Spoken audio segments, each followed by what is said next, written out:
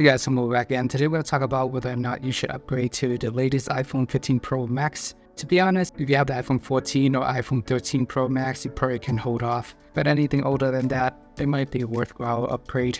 I am the biggest Android fan at heart, and here's my review of the iPhone 15 Pro Max. I'm going to be going through 10 criterias with a rating for each criteria, and at the end of the video, going to give you one final grade on this phone. First off, the best feature of this phone is the incredible battery life. I literally get a day and a half of battery life on this phone. I know a lot of Android smartphones out there claim to be all-day battery life, but most of the Android smartphones that I've used, and I've used a lot, I basically use every single Galaxy phone. They use folding phones, flipping phones. But at the end of the day, a lot of Android phones that I do use, they can barely make it through a real full day of battery life. Typically, they get anywhere from 12 hours through 17 hours. So not quite a full day, but almost a full day. But with the iPhone 15 Pro Max, I literally get a full 24 hours plus more, depending on how little or how much I use on this phone. And it is incredible how long the battery lasts. And I put it through some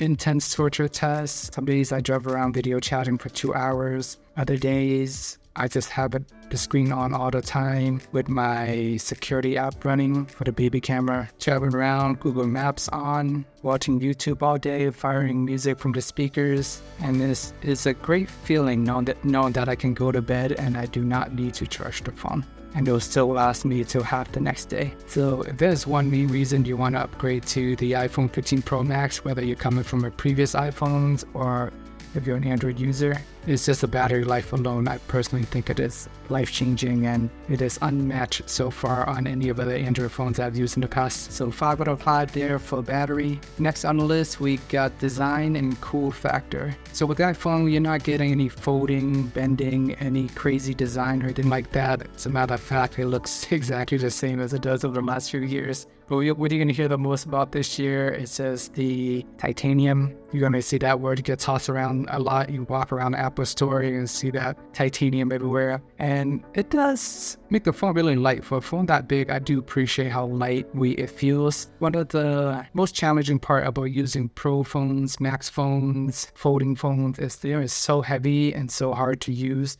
If you're recording a video for more than 2 minutes, a lot of those phones get really cumbersome to hold. But the iPhone 15 Pro Max does a good job of making the phone feel really light, yet at the same time still maintaining the premium feel. So cool factor, I mean, it depends on how you're looking at it. Just from the social factor alone, just the iPhone brand in general, and it's just iconic. And it's really unique. I mean, there's like a social factor involved as well. Something about iPhones, they stand for premium, they stand for luxury. They got like their own ecosystem. They got the blue bubbles. And as a result of that, there is negative connotation to being an Android user, especially if you're in the US. You see a lot of random articles out there saying that Android is not cool. You get the green bubbles. And it's just a social factor as well. In the US, the majority of people use iPhones. And if you're the one Android user with the green bubbles, depending on which friend group you are in, you may be looked down upon.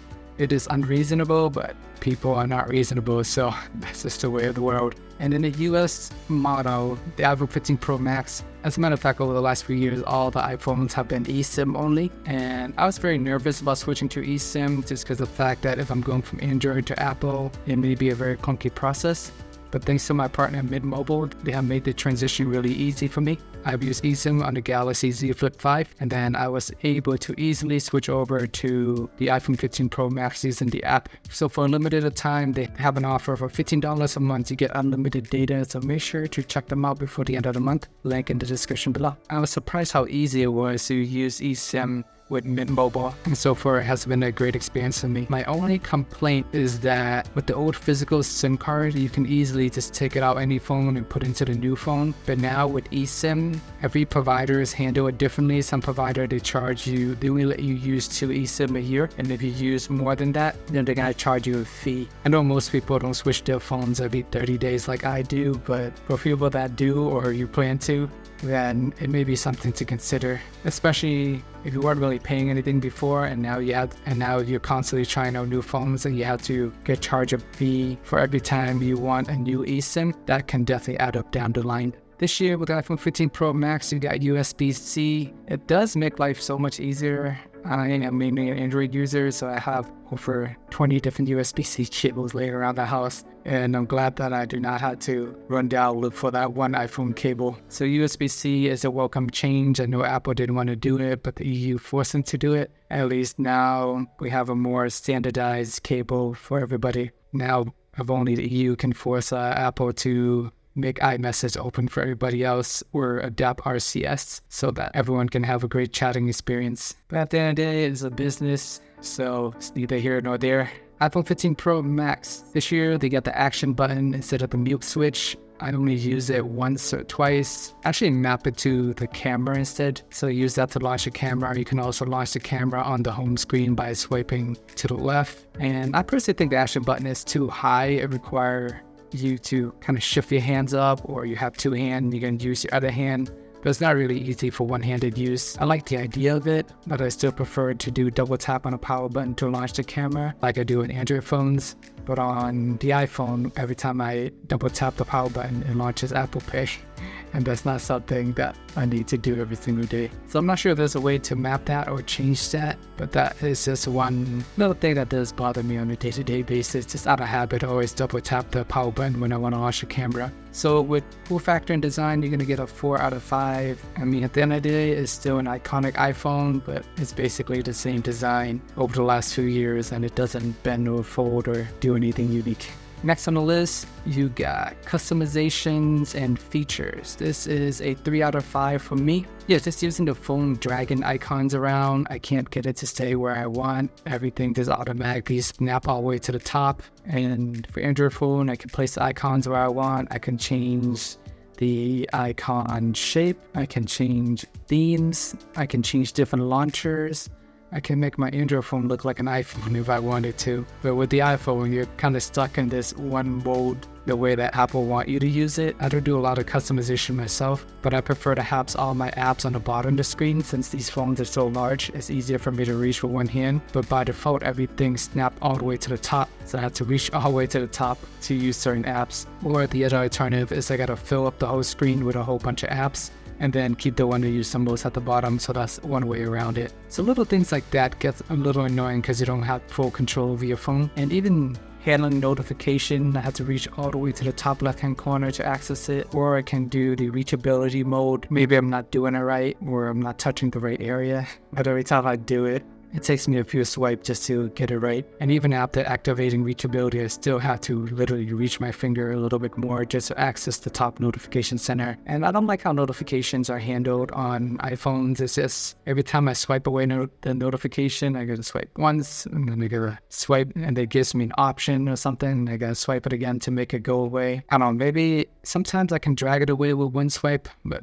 maybe it's because I'm not used to using iPhones and I've been using Android for so long. But Android, if I do one swipe, it just goes away. iPhone, I don't know, in some cases, I find like if I swipe it hard, the notification will go away. If I do a light swipe, then it's going to give me another option. So little things like that, it takes some time getting used to. Features-wise, it's not anything crazy. You don't get the 100-watt fast charging or anything like that that Android has to offer. But on the other hand, they have 27-watt fast charging. You can argue that they don't even need 100-watt fast charging if their phone lasts a day and a half. If you just charge it for half an hour, that should easily get you a full day of battery life. Next on the list, we got camera. iPhone cameras are easy, 5 out of 5. The video quality is awesome. I don't go around taking a lot of photos and videos. I mostly just do recording. A lot of my clips, I use the iPhone 15 Pro Max in my day in life video to record all my videos. It's kind of looking great. But just in general, iPhone, Pixel, Galaxy, they offer the best cameras a smartphone has. So it can't go wrong with any of them. It's all personal preference at that point. Performance, you get a 5 out of 5 as well. The A17 chip is super fast and efficient. No lag, no stutter or anything like that. Occasionally, some random apps will freeze like Pokemon trading card game, but in general, just because the chip is so efficient, it allows for a really long battery life. And even when I'm playing certain games like Pokemon trading card game and I switch over to another app to chat or use Snapchat or something like that, I can switch back just fine. But I noticed that on the Google Pixel 8, when I do that, my game will restart, and it's really frustrating, especially if I'm in an intense battle. And then the game restart, that just means I automatically forfeited the match. So I've lost at least 2 to 5 matches just because I accidentally switched over to another app and then I couldn't switch back. So that just tells me that the A17 chip is more efficient than the Tensor G3 chip. With the Pixel 8, moving around, everything is fast and fluid, but for some reason it doesn't handle apps in the background as well compared to the iPhone. The iPhone, they just hold everything, is just hibernating in the back, and when you need it, you can just pull it up easily. So performance-wise, an easy 5 out of 5 for the A17 chip. Screen is also 5 out of 5. You get 120 Hz refresh rate. You get the LTPO display. It can scale down to 1 Hz if you're just staring at a stagnant screen like Twitter. If you're scrolling around or playing an intense game that needs the 120 Hz refresh rate, then that's going to kick in.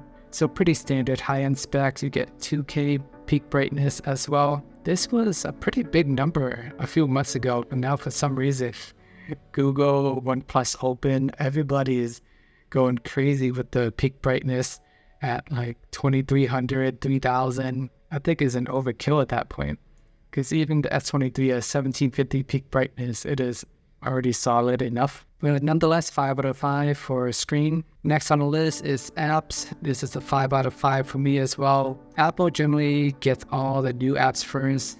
A lot of developers, they like to test it on Apple work first, and if it works well, they eventually port it over to Android. So you're looking to get newer apps first. It's usually the way to go, and they have pretty much anything you can expect to find in the App Store. Easy 5 out of 5, and apps in general, they work better on iPhones for some reason. For example, like the eBay app, I use it on iPhone and Android, and just iPhone, it works better. Even a lot of random apps, just the UI looks better, and everything is more optimized for iPhones compared to the 10,000 Android phones out there. It's really hard to optimize it for every single one. So you see like developers, they make just one specific mode, and then it doesn't always look great or feel great across the board. Updates, it's in 5 out of 5 as well.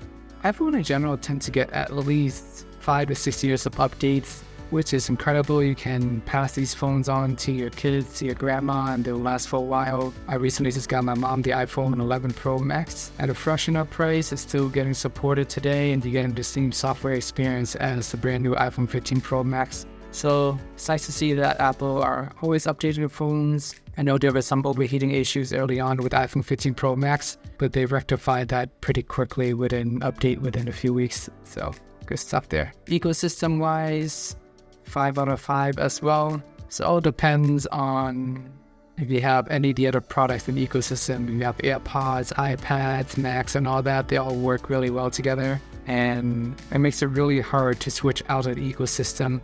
And if all your friends are using Blue Bubbles, and they all have iPhones, you're going to be that one guy who uses an Android phone. You interfere with the group chat. If you can't convince them to switch over to WhatsApp or any of the other alternatives, then tough luck, I guess. I know all around the world people use WhatsApp or any other chat clients, but the US people are just stubborn and lazy. They just use the default iMessage, and that is that. And if you use anything else, you're going to be considered an outcast. So Apple does a really good job of keeping a close-knit ecosystem and making their products talk really well if you have an iPhone or you have a friend or family who uses an iPhone. Last but not least, value-wise, I think it is a 4 out of 5. I think any phones above $1,000 is too pricey for me. I know it.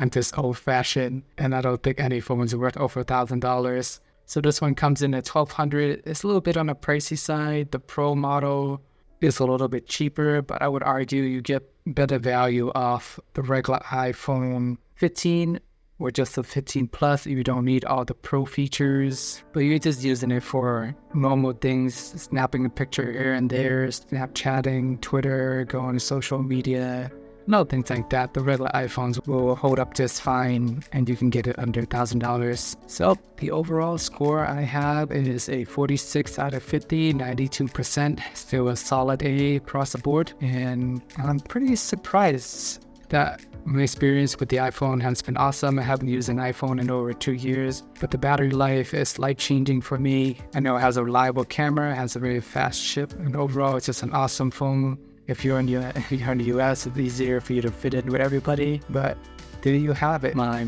final review of the iPhone 15 Pro Max. Let me know your thoughts, questions, and comments below. Anything else you want me to add. Please check out my day in the life videos if you haven't already with the iPhone 15 Pro Max. Going forward, I'm going to do a day in the life video for the Pixel 8, and we will go from there. Thank you for watching as always, and see you guys in the next video.